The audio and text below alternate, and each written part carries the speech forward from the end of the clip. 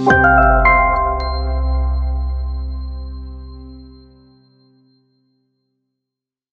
Assalamualaikum warahmatullahi wabarakatuh. Selamat sejahtera, selamat pagi. Okay, untuk kelas sejarah pada hari ini. Okay, selamat kembali ke sekolah. Okay, sekolah secara online, secara PDPR. Fokus kita pada hari ini adalah kepada 6.3. Kita dah habis 6.1 berkaitan dengan ciri-ciri ekonomi moden. Dalam 6.1 ada 5 ciri kalau masih ingat.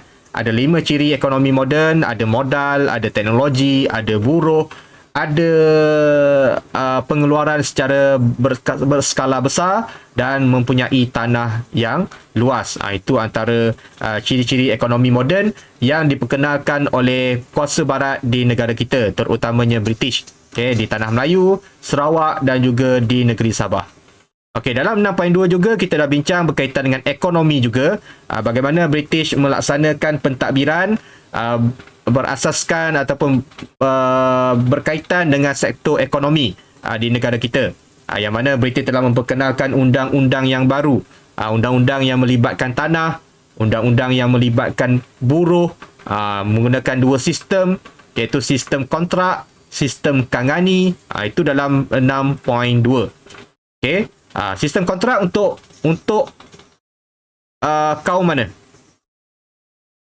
Sistem kontrak digunakan untuk mengambil pekerja dari negara mana? Apa ingat? Kita ada dua. Sistem kontrak, sistem kangani. Okay, komen di ruangan Telegram ataupun boleh voice chat. Kita ada dua, sistem kontrak, sistem kangani. Okay, sistem kontrak untuk bawa pekerja-pekerja dari negara mana? Dari China. Bagus. Okey, betul. Sistem kontrak adalah sistem yang digunakan untuk majikan membawa masuk pekerja dari negara China. Okey, itu dia menggunakan sistem kontrak. Kalau kangani dari negara mana? Betul. Okey, Sri Shavisha. Kalau kangani dari negara India. Apa maksud kangani? Apa maksud kangani? Kangani ataupun kangani. Ini yang kita belajar sebelum cuti sebelum cuti pertengahan penggal yang lepas. Sistem kontrak dan sistem kangani. Kangani adalah apa? Menunjuk kepada ketua atau pemandu. Okey, bagus. Okey, betul? Dia menunjuk kepada penyelia. Okey, kangani dia bukan pemilik ladang. Pemilik ladang dia lantik seorang ketua. Okey, penyelia di ladang itu dan penyelia itu dikenali sebagai kangani. Dan kangani lah yang akan pergi ke negara India, cari pekerja dan bawa masuk pekerja dari negara India ke tanah Melayu. Itu adalah tugas kangani, kangani ataupun disebut sebagai penyelia ladang ataupun kalau ladang biasa kau sebut mandu. Okey, mandu di ladang. Dia akan arah-arah je, dia tak buat kerja. Dia yang tukang arah, yang tukang menyelia ladang tersebut. Okey, itu berkaitan dengan undang-undang. Kemudian kita British juga telah menubuhkan jabatan-jabatan di Tanah Melayu untuk contohnya untuk bina bangunan, untuk menguruskan pertanian, jabatan pertanian, jabatan parit dan tali air, untuk uruskan sistem pengairan, jabatan pos untuk uruskan pos, jabatan kereta api untuk uruskan pengangkutan dan sebagainya. Okey. Dan juga British juga telah memperkenalkan sistem kewangan. Okay, sistem kewangan ada bank, ada syarikat insurans, ada juga syarikat-syarikat perwakilan untuk menguruskan lombong dan juga kawasan-kawasan ladang oleh pemodal-pemodal Eropah. Itu yang kita dah bincang dalam 6.2. Okay, kalau dah lupa, tolong refresh semula. Tolong lihat semula nota ataupun lihat semula video yang telah cikgu rakam. Cikgu dah share pada grup masing-masing. Tengok, lihat semula, tonton semula video itu untuk lebih faham tentang 6.2. Okay, so hari ini kita akan lihat pula kesan. Okay, kesan ekonomi akibat pentadbiran barat di negara kita. 6.2, apa yang British buat? So bila British dah buat sesuatu, dia dah buat undang-undang, dia dah buat jabatan sebagainya, kita nak lihat apa kesan dia. Okay, kesan dia dari segi ekonomi, dari segi ekonomi akibat pentadbiran barat di negara kita. So kita nak lihat kesan dia terhadap negara kita dari segi ekonomi. Itu yang fokus kita dalam 6.3. Dan standard pembelajaran yang awak akan capai pada hari ini, yang pertama adalah mewajarkan kesan ekonomi akibat pentadbiran barat di negara kita. Dan elemen kewarganegaraan yang perlu awak capai ialah merumuskan kepentingan memanfaatkan kekayaan negara. Kenapa pentingnya kita memanfaatkan kekayaan yang ada di negara kita? Untuk apa? Contoh kita ada biji timah. Kenapa kita kena usahakan biji timah? Manfaatkan biji timah. Untuk apa? Kita ada getah. Kita ada hasil-hasil hutan. Kenapa kita perlu memanfaatkan hasil hutan tersebut? Itu elemen kewarganegaraan yang perlu awak capai. Okay. So, objektif pembelajaran kita pada hari ini adalah pertama sekali awak dapat menganalisis kesan ekonomi akibat pentadbiran barat di negara kita. Apa kesan? So, kalau awak dapat menyatakan kesan-kesan ini dengan baik, maksudnya awak dah faham 6.3. Okay. Dan yang kedua, dapat membuat kesimpulan kepentingan memanfaatkan kekayaan negara. Kenapa kita perlu memanfaatkan kekayaan negara? Kalau awak dapat nyatakan sebab-sebab dia, kesan-kesan ataupun kepentingan untuk kita memanfaatkan kekayaan negara ni, maksudnya awak dah boleh fahamlah apa yang kita belajar pada hari ini. Okey. So itu adalah objektif pembelajaran yang kita cuba capai pada hari ini daripada subtajuk 6.3. Okey, so rujuk kepada 6.3, buku teks masing-masing ataupun rujuk pada slide yang cikgu paparkan. Okey, kita lihat pengenalan dia. Kemajuan ekonomi membolehkan British membina sistem pengangkutan bagi mengangkut hasil biji timah dan getah dari kawasan pengeluaran ke pelabuhan untuk dieksport. Bila kita dah maju dalam bidang ekonomi, membolehkan British membina sistem pengangkutan. Kalau sebelum ni kita tak ada kereta api, kita dah ada kereta api. Hasil daripada kemajuan ekonomi yang telah dicapai oleh British di tanah Melayu. So bagi memenuhi keperluan ini, British membina landasan kereta api. So sebab antara salah satu pengangkutan untuk membawa hasil-hasil biji timah daripada kawasan Lombong ke kawasan pelabuhan adalah dengan menggunakan kereta api. Okay, yang pertama sekali menggunakan kereta api. Ingat so ingat saya kepada awak, dia gunakan kereta api untuk bawa, untuk mengangkut hasil biji timah. So segala kemudahan-kemudahan yang dibuat, segala kemudahan-kemudahan yang dibuat di tanah Melayu bukan sahaja, bukan British buat untuk kita. Bukan British buat untuk kita nikmati sebenarnya. Kita nikmati ni secara tidak langsung. Bila British dah buat, kita dapat manfaat daripada itu. Contoh. Tapi dia buat ni ada sebab dia. Contoh dia buat landasan kereta api sebab apa? Sebab dia nak angkut biji timah. Nak angkut hasil-hasil getah dari kawasan ladang, dari kawasan pelombongan ke kawasan pelabuhan. Sebab tu dia buat jalan kereta api. Bukan dia buat untuk penduduk-penduduk boleh naik kereta api. Bukan. Dia buat sebab nak angkut. Itu sebab dia buat landasan. Kalau tak ada biji timah, tak ada getah, mungkin tak adalah pengangkutan kereta api di negara kita. Macam tu. Selain daripada jalan kereta api, dia juga menggunakan jalan raya. Jalan raya pun sama untuk menghubungkan kawasan Lombong dengan kawasan biji timah. Kawasan pelabuhan. Lombong dengan pelabuhan. Memudahkan. Nak angkut dengan lori ke apa, perlu ada jalan raya. Takkan nak gunakan jalan hutan. So sukar menyukarkan dia, melambatkan perjalanan daripada kawasan Lombong ke kawasan pelabuhan. Jadi perlu ada jalan raya yang telah ditar. Macam sekarang lah. Macam sekarang. So mempercepatkan lagi perjalanan mereka. Jadi bila nak angkut pula, dia perlu ada kapal terbang. Contohnya nak angkut menggunakan kapal terbang, dia kena bina landasan ataupun lapangan terbang. Contohnya pegawai, dia dah ada kemudahan kapal terbang daripada London. So pegawai dia nak datang, nak naik kapal terbang. Jadi bila ada kapal terbang, perlu ada landasan kapal terbang. Kalau tak, mana dia nak landing? Takkan nak landing atas pokok kelapa sawit tu, habis hancur kapal terbang. Jadi dia perlu bina landasan kapal terbang, ataupun lapangan terbang. Okey, dan juga membina juga pelabuhan. Okey, sebab nak bawa dah sampai pelabuhan, okey, tapi tak ada pelabuhan. Pelabuhan tu tak dibuat. So bagaimana nak namakan dia sebagai pelabuhan? Dia kena bina pelabuhan untuk angkut menggunakan kapal ke negara-negara sebelah Eropah. Okay, itu yang dibuat oleh British lah. Itulah kesan. Kita nampak secara kasarnya kesan ekonomi akibat daripada pentadbiran barat di negara kita. Okay, so mereka telah membina jalan kereta api, membina jalan raya, lapangan terbang dan juga pelabuhan untuk kegunaan mereka, memudahkan urusan mereka dalam urusan ekspor hasil-hasil yang terdapat di negara kita. Okay, selain daripada itu juga, British juga telah memajukan sistem telekomunikasi. Dia telah majukan juga sistem telekomunikasi. Contohnya telefon. Dulu tak ada telefon, ada telefon, ada telegraf. Okay, ada telegraf, ada telefon, ada pos. Kalau zaman-zaman dulu guna apa?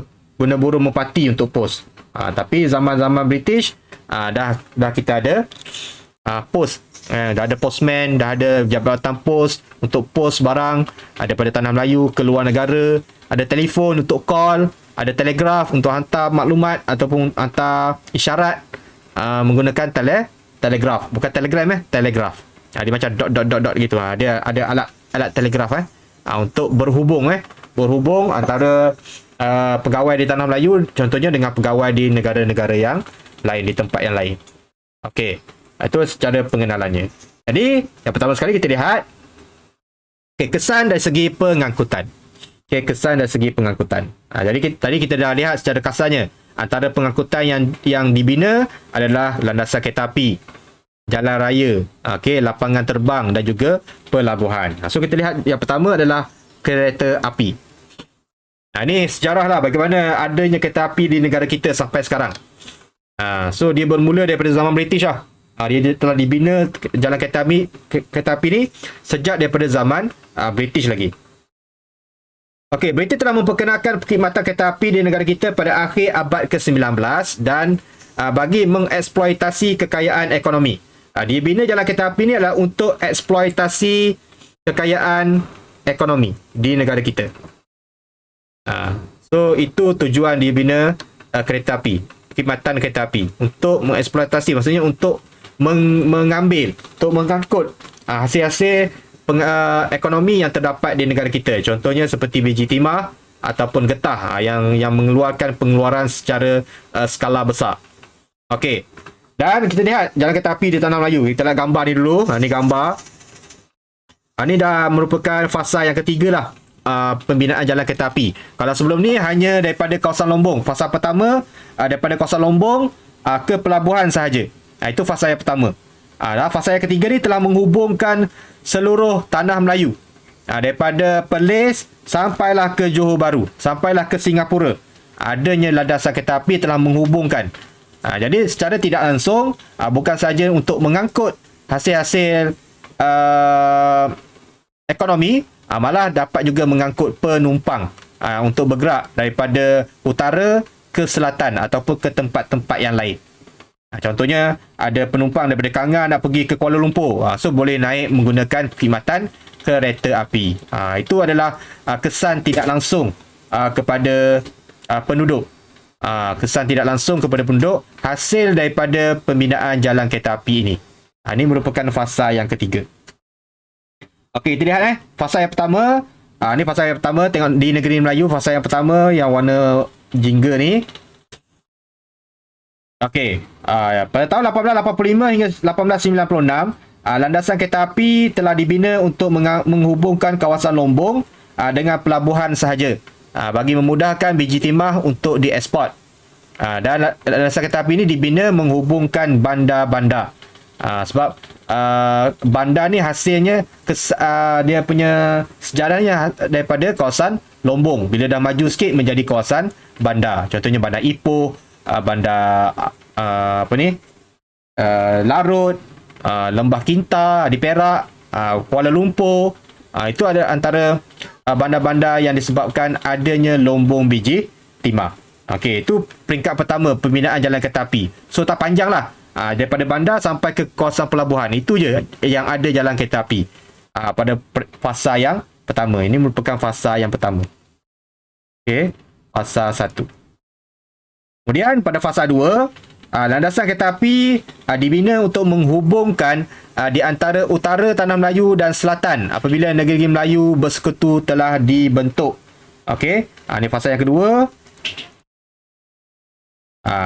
Landasan kereta api telah dibina untuk menghubungkan di antara utara Tanah Melayu dan selatan apabila negeri Melayu bersekutu telah dibentuk. So apabila British telah berjaya mengambil Perak, Negeri Sembilan, Selangor dan juga Pahang, dia telah luaskan lagi pembinaan jalan kereta api itu dengan menghubungkan semua negeri-negeri yang telah mereka kuasai. Sampailah ke kawasan selatan, menuju ke arah selatan, menuju ke bawah lah. Daripada Pulau Pinang, dia dapatkan Pulau Pinang asalnya. Kemudian dia telah bergerak ke Perak, telah bergerak ke Selangor, telah bergerak ke Negeri Sembilan dan juga ke Negeri Pahang, telah bergerak ke sebelah selatan. Okey, so fasa yang ketiga. British telah berjaya meluaskan kuasa pengaruhnya ke negeri Melayu tidak bersekutu. Kemudian dia dah berjaya. Dalam bab yang keempat kita lihat dia dah berjaya ambil Terengganu, ambil Kelantan, ambil Johor, ambil Perlis, ambil Kedah. Maka dia telah landasan kereta api ini telah dibina untuk menghubungkan seluruh tanah Melayu. Ini merupakan fasa yang ketiga. Menghubungkan seluruh tanah Melayu. Hubungkan Kelantan, hubungkan Kedah, Perlis, sampailah ke negeri Johor. Antara banyak-banyak negeri tu, negeri apakah yang tidak ada jalan kereta api? Siapa boleh beritahu cikgu? Apakah negeri yang tidak ada jalan kereta api sampai ke hari ini? Siapa boleh jawab? Apakah negeri di Tanah Melayu yang tidak mempunyai jalan kereta api? Tengok di gambar sebelah pun kita boleh tahu. Negeri mana yang tidak ada jalan kereta api? Patricia, negeri mana yang tak ada jalan kereta api, Patricia? Terengganu. Okey. Terengganu ke. Kelantan ada, Auzi, tengok tu, Kuala Kerai, Gua Musang. Okey, Gua Musang, Kuala Kerai itu Kelantan.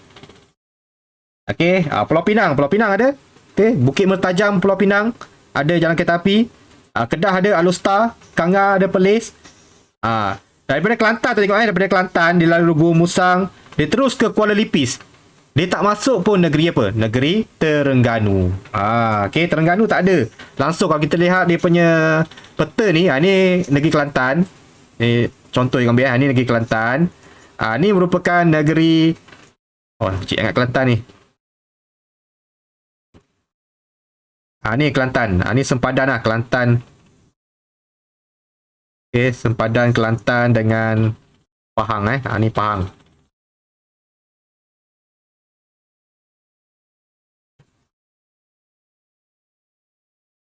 Okey, ni Terengganu. Okey, ni Pahang. Pahang besar negeri dia. Okey, so yang tak ada adalah negeri Terengganu. Langsung tak ada jalan kereta api sampai sekarang. Kalau nak balik Terengganu naik kereta api, memang kena pergi Kelantan dulu. Daripada Kelantan baru balik ke Terengganu. Kalau nak naik kereta api. Jadi kalau nak balik Terengganu, dia tak boleh naik kereta api. Sebab ada gunakan kereta ataupun gunakan kapal terbang. Okey, yang kereta api dia tak melalui negeri Terengganu. Okey. So negeri itu saja yang tidak ada jalan kereta.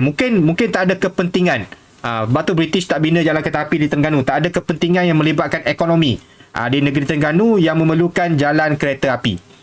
Okey, itu yang tak ada. Jadi pada fasa yang ketiga, barulah penggunaan jalan kereta api ni daripada mengangkut bahan mentah kepada membawa penumpang. Barulah digunakan untuk membawa penumpang daripada bila dah hubungkan seluruh negeri di Tanah Melayu. Okey, itu adalah jalan kereta api di Tanah Melayu. Okey, kita lihat di Sabah. Okey, mana jalan kereta api dia? Ini je jalan kereta api yang ada di Sabah. Okey, iaitu menghubungkan Jesselton, Beaufort dengan Tenom saja. Kenapa hanya kat situ saja yang ada? Kita lihat dia punya penerangan dia. Pembinaan jalan kereta api di Sabah dimulakan pada tahun 1896 di Bukau yang terletak 13 km dari Western. Pada tahun 1900, landasan kereta api dibina untuk menghubungkan Beaufort dengan Jesselton dan juga Tenom. Pembinaan landasan kereta api Sabah adalah untuk kegiatan pembukaan ladang getah. Kalau soalan tanya, apakah sebab pembinaan jalan kereta api di Sabah adalah untuk kegiatan pembukaan ladang getah.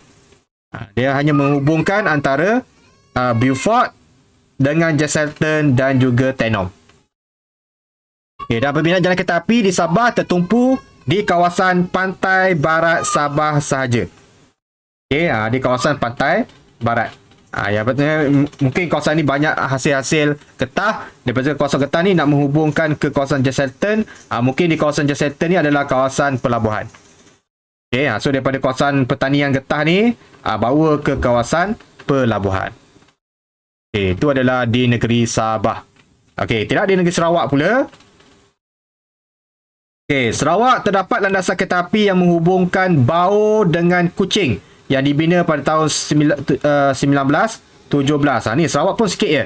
Ini je kawasan Sarawak yang ada landasan kereta api. Okay, menghubungkan Bao dengan Kuching. Ini pun melibatkan kawasan-kawasan yang ada hasil-hasil galian. Contohnya bauksit, emas. Okay, untuk bawa daripada kawasan Lombong ke Kuching, iaitu di kawasan yang ada pelabuhan. Okay, untuk dieksport ke negara-negara yang lain. Okay, itu adalah jalan kereta api di negeri Sarawak dan juga di negeri Sabah. Okay, habis jalan kereta api. Alright. Okay, ada soalan kita dengan jalan kereta api. Itulah sejarah bagaimana adanya, okay, terbinanya jalan kereta api di Tanah Melayu, Sarawak dan juga di negeri Sabah. Okay. Kemudian pengangkutan yang kedua adalah pembinaan jalan raya. Okay, pembinaan jalan raya. Kenapa British bina jalan raya? Kemajuan industri pelumbungan biji timah dan getah menyebabkan British melibatkan diri dalam pembinaan jalan raya disebabkan oleh kemajuan industri pelumbungan biji timah dan getah. Dan British membina jalan raya untuk menghubungkan kawasan pelumbungan dan kawasan pertanian dengan jalan ataupun stesen kereta api, menghubungkan kawasan pelumbungan biji timah dan pertanian dengan stesen kereta api. Okey. Sebab tu sebab ada juga kereta api dia tak boleh direct sampai ke Lombong. Okey, ada kawasan, contohnya ni kawasan ni Lombong, contohnya ni Lombong. Okey. Ni stesen kereta api, ni pelabuhan. Okey, ni Lombong. Ni stesen kereta api. Okey, ini adalah pelabuhan. Okey, so daripada stesen kereta api nak ke pelabuhan, dia gunakan jalan kereta api. Okey, ada juga kawasan daripada Lombong ke kereta api, dia terpaksa menggunakan jalan raya. Okey, menggunakan jalan raya. Mungkin tempat dia tak sesuai untuk landasan kereta api. Jadi dia kena bina jalan raya untuk hubung, untuk bawa bahan-bahan mentah daripada Lombong ke kawasan kereta api ataupun daripada kawasan ladang ladang getah. Okey, ladang getah ke kereta api pun dia menggunakan jalan raya. Okey. Ni. Tapi ada juga kereta api yang direct ke kawasan Lombong, ada juga. Direct ke kawasan Lombong pun ada juga. Kalau yang boleh. Ada juga daripada ladang ni sampai ke pelabuhan pun ada juga. Tapi ada juga kawasan Lombong yang tak boleh, kereta api tak boleh sampai direct ke kawasan Lombong. Dia terpaksa bina jalan kereta api. Itu sebab kenapa British bina jalan raya untuk menghubungkan kawasan Lombong dan kawasan pertanian dengan stesen kereta api untuk dibawa ke kawasan pelabuhan. Okey, di negeri Melayu terlihat. Di negeri Selangor, British membina jalan kereta api untuk menghubungkan Kuala Lumpur dengan pelabuhan Klang. Di Port Swettenham. Dulu nama pelabuhan Klang tu adalah Port Swettenham. Pada tahun 1902, jalan raya yang lebih lebar Jalan raya yang lebih lebar. Ni kena ingat ni.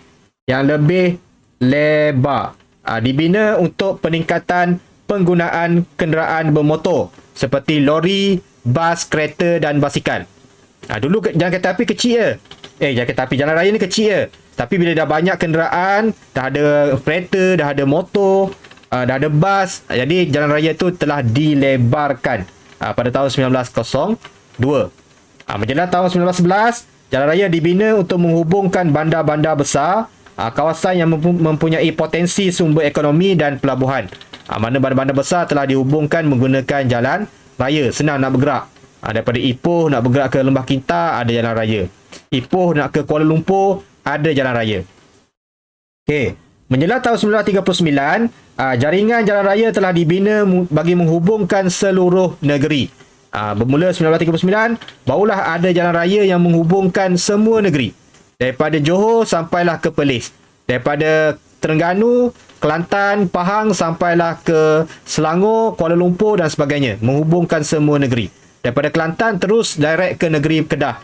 Daripada Pahang terus direct ke negeri Johor. Pun dah ada jalan raya. Jadi kesannya banyaklah penempatan-penempatan baru telah dibuka. Pembukaan kawasan ladang getah yang baru dan kawasan pelumbungan biji timah yang baru.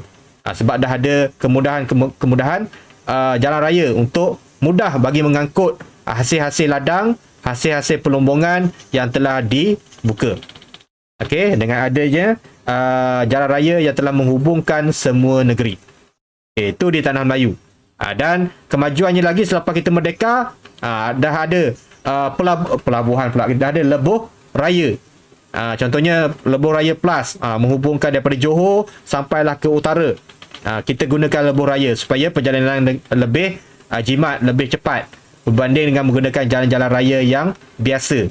Kalau biasa kita ada traffic light lambat, ada simpang, so berbahaya kalau kita memandu laju. Tapi dengan adanya lebuh raya, kita dapat memandu dengan lebih laju menggunakan had maksima 110 km sejam. Itu maksima lah. Tapi biasanya orang bawa lebih daripada 110 km 1 jam. Okey, untuk 1 jam. Okey, itu di tanah Melayu. Di Sarawak pun ada juga jalan raya. Dibina. Sarawak mempunyai banyak kawasan berbukit. Berbukit, paya dan sungai. So masalah bentuk muka bumi, Sarawak ni dia ada satu masalah, itu masalah bentuk muka bumi. Dan kos membina jalan raya yang tinggi menghalang pembinaan jalan raya di negeri ini. Di Sarawak terdapat jalan raya yang pendek sahaja, yang mana tidak terturak. Okey, dibina di Kuching dan juga di Miri. Itu je jalan raya yang ada. Hanya jalan raya yang kecil, mungkin untuk tujuan pengangkutan di kawasan-kawasan yang dekat. Okey, dibina jalan raya. Itu pun jalan raya yang tidak berturak. Berturak ni tar lah. Okey, yang tidak ditar. Tapi adalah jalan yang telah dibuat, yang menghubungkan yang telah dibina di Kuching dan juga di Miri. Sebab apa tak ada jalan raya? Disebabkan oleh masalah bentuk muka bumi di negeri Sarawak dan juga kos membina jalan raya yang sangat tinggi di negeri Sarawak. Yalah, kalau kita nak bina jalan raya yang menghubungkan gunung ke gunung, bukit ke bukit, jadi kos untuk bina jalan raya itu lebih mahal berbanding dengan membina jalan raya yang di kawasan yang lapang, yang mendatar. Okey, itu di negeri Sarawak. Okey, di negeri Sabah pula, SBUB telah membina jalan raya untuk kepentingan ekonomi mereka. SBUB bina jalan raya untuk kepentingan ekonomi mereka. Itu di Sabah. Ada juga jalan raya. Dan jalan raya yang dibina adalah menghubungkan bandar yang sedia wujud di sebelah pantai barat. Yang belah tadi lah, Jesselton, Beaufort, semua tu. Dan menjelang tahun 1941, terdapat kira-kira 165 km jalan raya yang berturap di negeri Sabah. Dan kebanyakan jalan raya tersebut hanya terdapat di sekitar bandar Jesselton, Sandakan, Kudat, Lahad Datu dan juga Tawau. Itu je yang ada jalan raya yang telah dibina oleh SBUB di negeri Sabah. Okay, so secara kesimpulannya, semua negeri ada jalan raya, okay, termasuk Sabah dan juga Sarawak. Cuma di Sarawak, jalan rayanya hanya jalan raya yang tidak berturak. Yang jalan raya yang dalam had yang pendek sahaja, iaitu telah dibina di Kuching dan juga di Miri. Okey, itu melibatkan jalan raya. Okey, pengangkutan udara dan laut. Okey, kita lihat di Tanah Melayu, perkhidmatan penerbangan awam pula diperkenalkan oleh syarikat Wen Air. Okey, servis pada tahun 1937. Dah ada kereta dah ada apa ni? Kapal terbang. Nah, dah ada kapal terbang di Tanah Melayu. Bagi perkhidmatan penerbangan domestik di antara Singapura, Kuala Lumpur dan Pulau Pinang. Maksudnya daripada Singapura mereka telah boleh pergi ke Kuala Lumpur menggunakan kapal terbang, ataupun daripada Kuala Lumpur nak pergi ke Pulau Pinang pun boleh menggunakan kapal terbang. Dah ada perkhidmatan kapal terbang di Tanah Melayu. Pada tahun 1890, syarikat Steamship telah ditubuhkan di Singapura yang menyediakan perkhidmatan kapal wap kepada pelabuhan-pelabuhan di negeri-negeri Melayu. Dan kapal susu pantai ini membawa bekalan makanan, buruh, jentera untuk industri pelumbungan biji timah. So dah ada syarikat-syarikat perkapalan untuk menyediakan perkhidmatan kapal wap kepada pelabuhan-pelabuhan di negeri-negeri Melayu untuk membawa bekalan makanan, untuk bawa pekerja, untuk bawa jentera-jentera untuk industri pelumbungan biji timah. Okey, so itu telah disediakan di Tanah Melayu. So ada dua lah. Kita ada syarikat penerbangan pun ada. Okey, ada juga perkhidmatan kapal wap. So udara dan juga air. Itu di Tanah Melayu. Okey, di Sarawak, di Bandar Kuching terdapat perkhidmatan perkapalan. Okey, ada kapal di Sarawak yang disediakan oleh Singapore and Sarawak Steamship Company. Dan terdapat perkhidmatan kapal terbang air di negeri Sarawak, kapal terbang yang dia landing atas air. Dia landing atas air bagi menghubungkan Bandar Kuching dengan Singapura. Dia tak landing atas lapangan terbang, dia landing atas sungai, atas laut. Okey. So itu disediakan di negeri Sarawak. Okey, di Sabah pula SBUB telah memajukan sistem pengangkutan air. Dia lebih kepada sistem pengangkutan air. Pada tahun 1890, syarikat perkapalan Steamship memulakan perkhidmatan mengangkut barang dan juga penumpang. Okey, mengangkut barang dan juga penumpang. Ni syarikat-syarikat ni kita panggil syarikat perwakilan. Syarikat perkapalan Steamship, syarikat Winds, Air tadi ni. Ni merupakan syarikat-syarikat perwakilan yang menguruskan syarikat penerbangan dan juga syarikat perkapalan di setiap negeri. Okey, so ada di Tanah Melayu ada penerbangan, ada kapal. Di Sarawak ada kapal, ada penerbangan, kapal terbang air. Di Sabah hanya tertumpu kepada perkapalan sahaja. Okey, yang mengangkut barang dan juga penumpang. Okey, itu adalah berkaitan dengan pengangkutan. Okey, ada soalan setakat ni?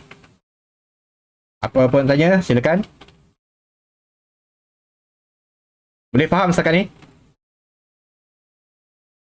Kita lihat kemudahan-kemudahan pelabuhan. Okey, pelabuhan ni tak banyak lah. Dia just sebut je apa pelabuhan-pelabuhan yang ada di Tanah Melayu. Contohnya, pelabuhan Pulau Pinang, ada Kuala Sepetang, Port Well, ada pelabuhan Port Dickson di Negeri Sembilan, ada pelabuhan Melaka, pelabuhan Singapura dan pelabuhan Klang. Klang dulu dipanggil sebagai pelabuhan Port Swettenham. Okey, Port Swettenham. Diambil sepenuh nama pegawai British di sana, iaitu Swettenham, Frank Swettenham, sebagai bandar pelabuhan yang penting di Tanah Melayu. Itu merupakan bandar-bandar yang wujud disebabkan adanya pelabuhan di Tanah Melayu. Okey, di Sarawak kita ada juga pelabuhan di Kuching, Ranjau, Bintulu dan juga di Miri. Itu gambar dia. Di Sabah pun ada, kita ada pelabuhan seperti Labuan, Kota Kinabalu, ada Tawau, ada Lahad Datu dan Sandakan. Itu merupakan bandar-bandar yang berada di pesisir pantai yang sesuai untuk pembinaan pelabuhan di negeri tersebut. Okey, itu adalah pelabuhan. Kalau telekomunikasi. Okey, selain daripada itu, British juga telah memajukan sistem telekomunikasi dengan disebabkan adanya kemudahan pengangkutan. Bila dah ada pengangkutan, kena ada telekomunikasi untuk berhubung Kerajaan British telah memajukan sistem telekomunikasi lain seperti sistem pos, telegraf, telefon dan juga radio. Okey, ada pos, ada telegraf, ada telefon dan ada radio. Okey, hal ini dengan adanya perkara-perkara ini ataupun sistem-sistem ini, perhubungan antara negeri-negeri di Semenanjung dengan negara-negara yang lain dapat dibuat dengan lebih pantas. So contohnya kita nak import barang daripada luar, just call je telefon. Kita nak barang ni nanti dia terus hantar. Okey, so dapat mempercepatkan lagi urusan pengangkutan. Sistem perhubungan mula diperkenalkan di kawasan kegiatan ekonomi, pusat-pusat pentadbiran, pelabuhan dan seterusnya berkembang ke kawasan-kawasan penempatan. Asalnya dia ada sistem ni, telefon ni semua ada di kawasan-kawasan yang maju je.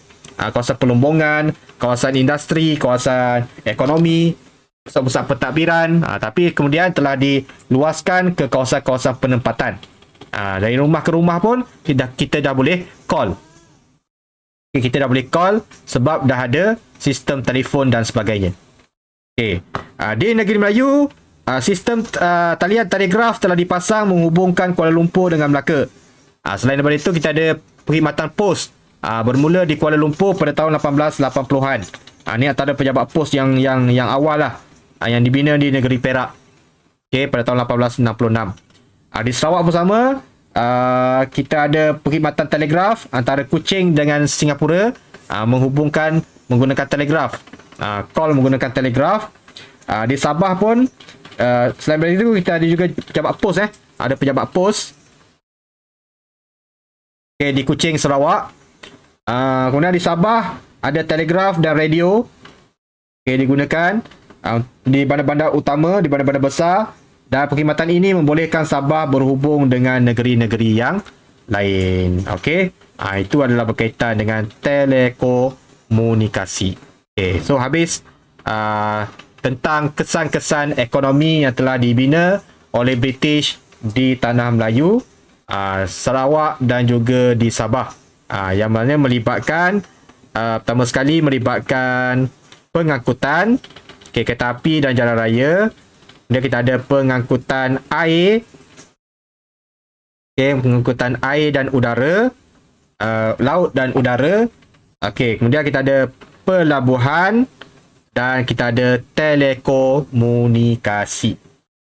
Itu yang kita dah bincang pada hari ini. Ada apa-apa soalan sebelum kita ke sesi tutorial? Silakan. Ada tanya? Tak ada? Okey, so kebanyakannya dah boleh faham apa yang kita bincang. Yang lain ni faham ni, Batisha semua, Sabrina boleh faham. Sri Shawisha boleh faham? Sri Shawisha. Okey, right.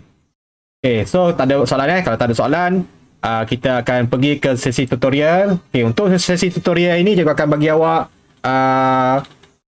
soalan esei. Cikgu ada soalan esei. Sekejap, cikgu tunjukkan soalan esei. Okey, ini merupakan soalan yang cikgu akan bagi awak pada hari ini lah. Okey, kita bincang jap. Takut ada yang tak faham. Okey. So, bila soalan esei, cikgu nak awak jawab dalam bentuk esei. Okey, sambungkan ayat-ayat dalam bentuk esei. Okey. So, kita bincang jap. Kesan ekonomi akibat pentadbiran barat. Sistem pentadbiran barat diperkenalkan oleh British memberi kesan menyeluruh kepada ekonomi. Jelaskan kesan pentadbiran barat ke atas ekonomi pada masa itu. Okey, yang ini awak kena masukkan apa yang kita bincang tadi. Okey, apa kesan ekonomi? Dia buat jalan kereta api, dia buat jalan raya, ceritakan sikit. Jalan kereta api tu dibuat di mana, jalan raya dibuat di mana, apa lagi dibuat? Pelabuhan, adanya sistem pengangkutan, adanya sistem telekomunikasi. Ceritakan 6 markah sahaja. Okey, sambung untuk 6 markah sahaja. Alright. Untuk yang B, bandingkan sistem ekonomi barat pada ketika British dengan sistem ekonomi negara pada hari ini. Okey, apa yang dibuat oleh British pada waktu pemerintahan dia dan apa kesan ekonomi yang ada pada hari ini. Contohnya. Okey, contoh ni kita bincang sikit takut awak tak faham yang ni. Okey, untuk soalan yang macam ni awak kena ada bila 6 markah. Okey, dia bagi 2, dia ada ekonomi. Alamak. Ni aku kena pandai buat soalan Okay, dia ada ekonomi. Okay, British. Okay. Ekonomi sekarang.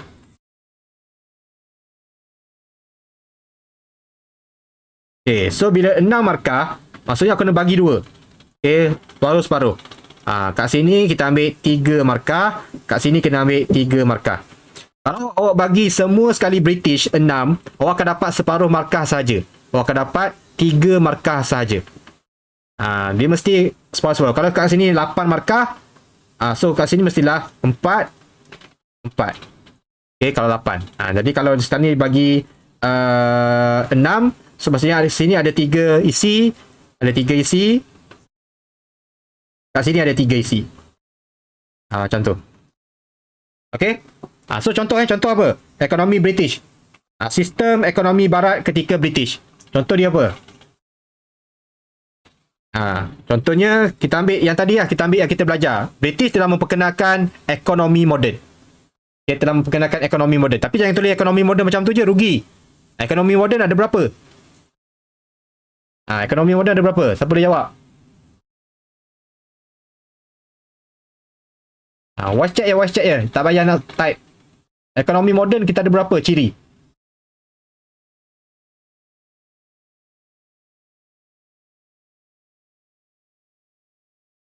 Cepat.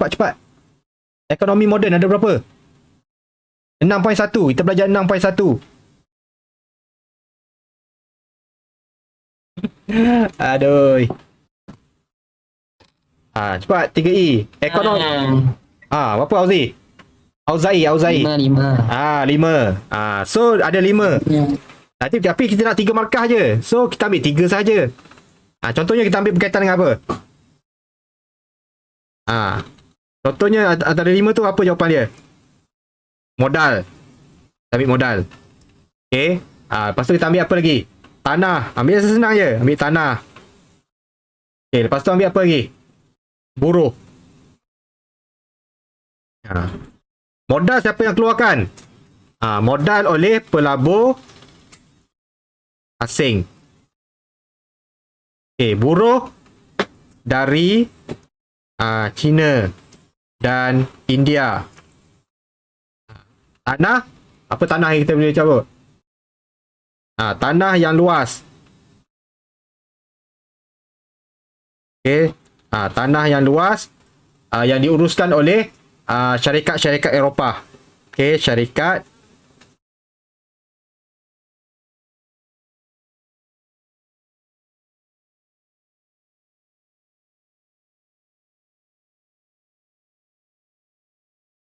ni. So ini tentang ekonomi British. Okay, yang pada sekarang pula macam mana sekarang? Siapa kita ambil negara yang sama juga, kita ambil modal. Ambil benda yang sama, modal. Ambil apa lagi? Ambil tanah. Okay. Ambil buruh. Okay. Kalau sekarang, adakah modal oleh pelabur luar? Sekarang modal kita daripada kerajaan. Okay, modal daripada kerajaan dan swasta. Okay. Tanah. Tanah. Kalau dulu syarikat Eropah, sekarang syarikat tempatan. Okay, dibuka oleh syarikat tempatan. Contoh seperti Felda. Boleh ambil. Buruh. Ada tak buruh? Siapa yang bekerja? Kalau sekarang siapa yang bekerja dalam di ladang-ladang, di lombong-lombong? Ada punya buruh-buruh tempatan. Okay, orang kita lah yang kerja. Siapa lagi? Okay, buruh-buruh tempatan. Tapi ada juga yang ambil daripada luar dan luar. Okay, buruh tempatan dan luar. Okay, ini isi yang kena masukkan. 3 markah kat sini, 3 markah. Tapi kita boleh ambil perkara yang sama. Modal, tanah, buruh. Buruh, tanah, modal. Senang. Tak payah ambil benda-benda yang lain. Cuma sesuaikan je. Kalau awak tak tahu jawapannya, sesuaikan je. Logik je. Modal, siapa yang keluarkan sekarang? Siapa yang keluarkan modal? Kita sendiri yang keluarkan modal. Kita tak melibatkan British lagi sebab kita dah merdeka. Okay, sekarang. British dia ambil daripada pelabur asing. Buruh daripada India dengan China. Tanah siapa yang uruskan? Syarikat-syarikat perwakilan. Contoh seperti Sime Darby, Guthrie. Tapi sekarang kita dah ada Felda, kita dah ada FECRA untuk buka tanah-tanah yang luas. Okey. Tu soalan B. Okey. Soalan C. Okay, jelaskan iktibar yang boleh diambil daripada kemajuan ekonomi yang diperkenalkan oleh British. Okay, apa iktibar yang boleh kita ambil? Pengajaran. Kita mesti apa? Kita ayat dia misal kita mestilah tu ayat dia. Apa? Sama. So ada berapa markah? 8 markah sebenarnya mesti ada 8 isi. Okay, 8 markah mesti ada 8 isi. Okay, contohnya apa? Kita mestilah bersungguh-sungguh dalam melaksanakan suatu kerja. Kita mestilah bekerjasama untuk mendapatkan hasil yang banyak. Kita mestilah tekun. Apa-apa yang bila iktibar ini adalah kebat. Bila kebat bagi jawapan yang logik. Biasanya kita gunakan nilai. Gunakan nilai-nilai baik. Yang sesuai lah. Contoh nilai baik apa? Contoh nilai yang baik. Tanggungjawab. Jadi seorang yang bertanggungjawab.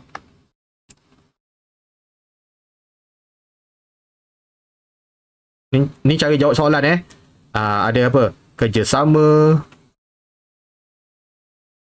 hormat. Hormat pada siapa? Sesuaikan dengan situasi kita, kemajuan ekonomi. Hormat pada siapa? Hormat kepada syarikat-syarikat, hormat kepada siapa lagi? Majikan, contohnya. Apa lagi kita ada? Kerjasama, muafakat, mesti bersungguh-sungguh.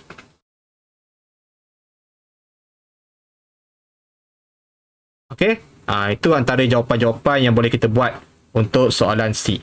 Okay, ni soalan yang aku akan bagi pada awak nanti untuk soalan esei. Okey, dan soalan objektif aku akan bagikan link untuk kuizi. Ada 4 soalan je. 4 soalan saja yang berkaitan dengan 6.3. Okey. Alright, boleh Okey, so itu saja kelas kita pada hari ini. Dan soalan yang aku akan bagi di Telegram untuk sesi tutorial, tulis dalam buku. Macam biasa, hantar ke Padlet. Okey, hantar ke Padlet. 3E sangat tidak memuaskan penghantaran homework setakat ini. Tolong hantar sebab cikgu nak bagi markah PPD. Kalau tak, cikgu akan bagi awak TP1 je lah. Awak tak hadir, awak tak hantar kerja, tak ada bukti awak buat kerja. So cikgu akan bagi awak TP yang paling rendah. Orang lain dapat TP 4, 5, awak dapat TP 1. Macam tak pernah belajar. So tolong tolong hantar tugasan-tugasan yang telah diberi. Kalau tak boleh hantar ke Padlet, hantarlah secara personal pada cikgu pun boleh. Okey, secara Telegram ataupun hantar je di grup, tulis nama awak, itu tugasan awak. Okey, kalau tak boleh hantar. Tapi kalau cikgu syukan hantar ke Padlet lah, kat situ cikgu kumpul semua tugasan-tugasan yang ada. Okey, bukti-bukti yang ada. Alright, itu saja. Terima kasih kepada semua yang hadir pada hari ini. Dan kita jumpa lagi pada minggu-minggu yang akan datang. Okay, sekian. Assalamualaikum warahmatullahi wabarakatuh. Dan terima kasih. Bye-bye.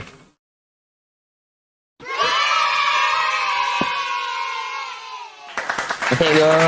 Okay, come on.